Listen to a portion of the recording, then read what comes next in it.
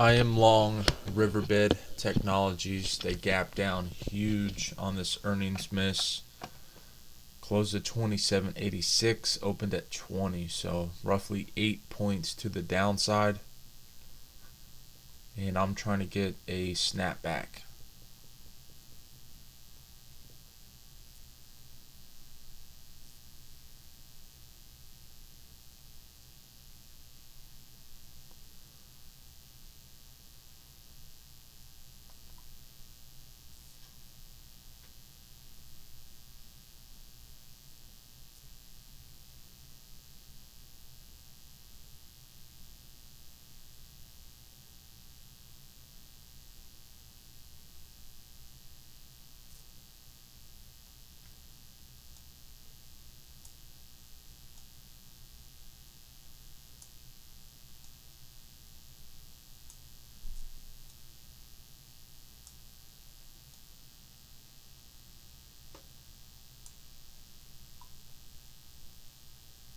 Alright, let's get over this 56. There's 56.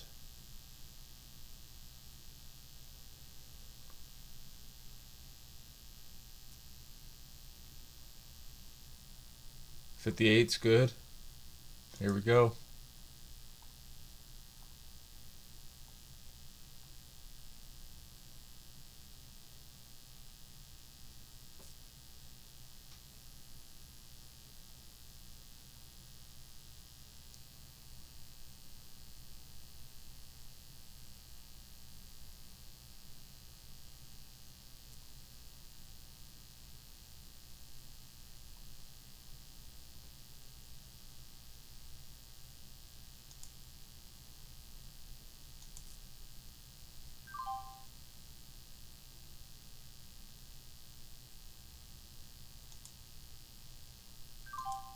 Gotta take it while you can.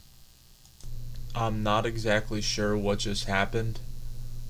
It logged me out of the software, so I had to sell the other 500 shares. I'm happy with the trade.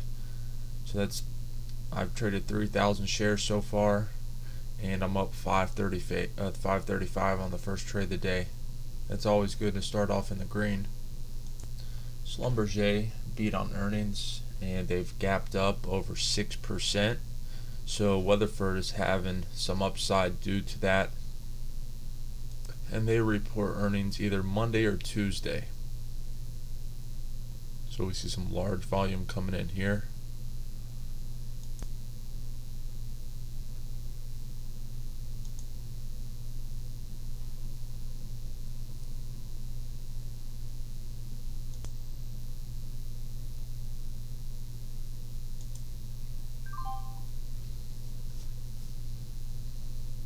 Short from 36.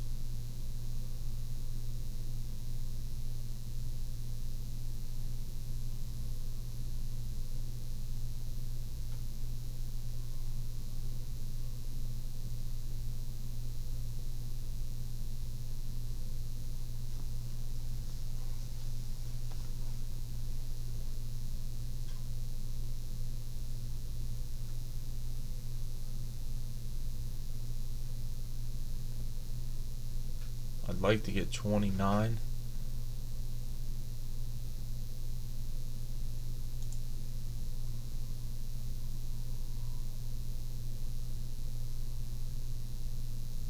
One more cent. Alright, cool. Got filled. Made 105 on that. Alright, so I want to introduce something to you that you could probably use. You see what I just did. So you're probably asking, well, why did I just get short this when I just said it was strong and they're being boosted by Schlumberger? Alright, this is a trick that the market makers play. They set it up like it's going to go higher, right? They'll usually go a few ticks above the high of the day, and then they have that reversal. And this is where people are accumulating their shares, the retail investors, and they slam you and they force you to cover at a lower price. So it could end up going higher still, and you could probably still play the reversal trade, But I took what I wanted from it. I see a few other opportunities I'm going to trade, but a lot of times they'll come, run it back. It may go down further in the day, right? It could potentially fill the gap, but that's something that they use to take your money. We see Apple tanking right here. We opened at 591.70, and we pretty much just sold straight off. Now we're at 583.30. The interesting thing is the Nasdaq's holding up pretty well during the sell-off, and the S&Ps are actually moving up. So there's definitely a divergence. I know that crude oil is partially due to the rise in equities and the dollar gapping down huge and everything. Crude's at 104.68. I'm not trading this to the upside right now. If we could get below 104.24 with a little bit of volume, we could potentially get a move to 103.70, so I'm going to watch it there. But as of right now, there's a no trade in crude. Here's the daily time frame chart. We're starting to turn around. This day was on increasing volume, but this could be the day where the volume dries up just before the reversal. This could be a short squeeze that continues up. So for me to get some conviction to the long side, it's going to have to hold over 105.20 and make a move like that. This will be the 105.20 that it bounces off of. It's not the best drawing, but keep an eye on that. All right, a lot of action today. Just got an alert on this TPX. Wow, it's up 2 points pretty much from that low. I would not even try to get long more than 500 shares of this stock.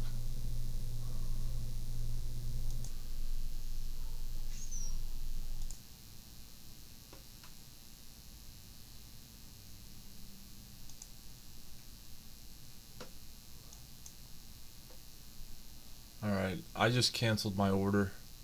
I'm not going to trade this one. Alright, I'm watching two stocks, Caterpillar and UPS. I just shorted 500 shares of this UPS.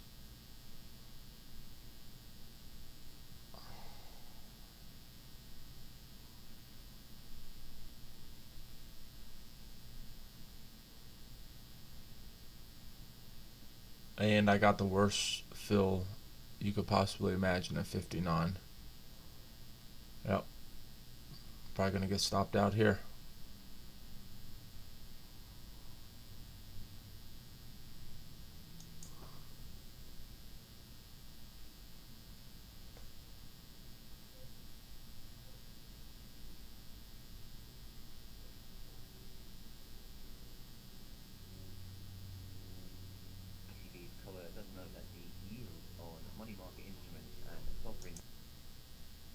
Alright, so I covered for a loss.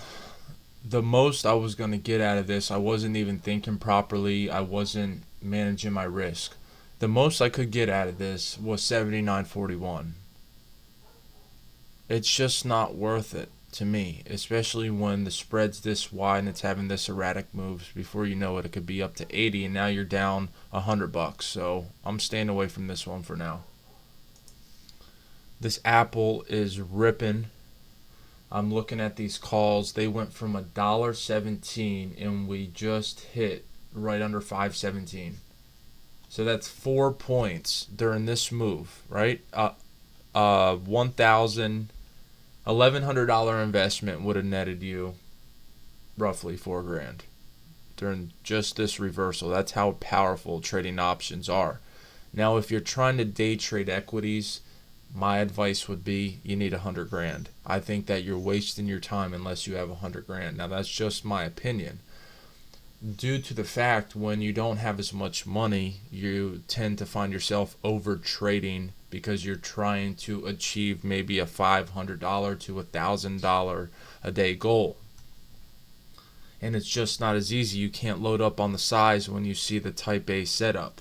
If you're trading options, on the other hand, you don't need a lot of leverage to trade them.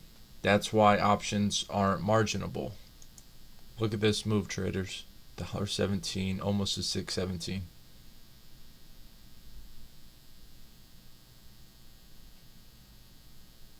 There it is, 617.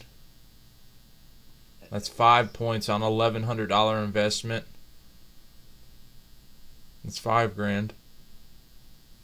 Alright, I'm going to end this video. I got to get back to trading.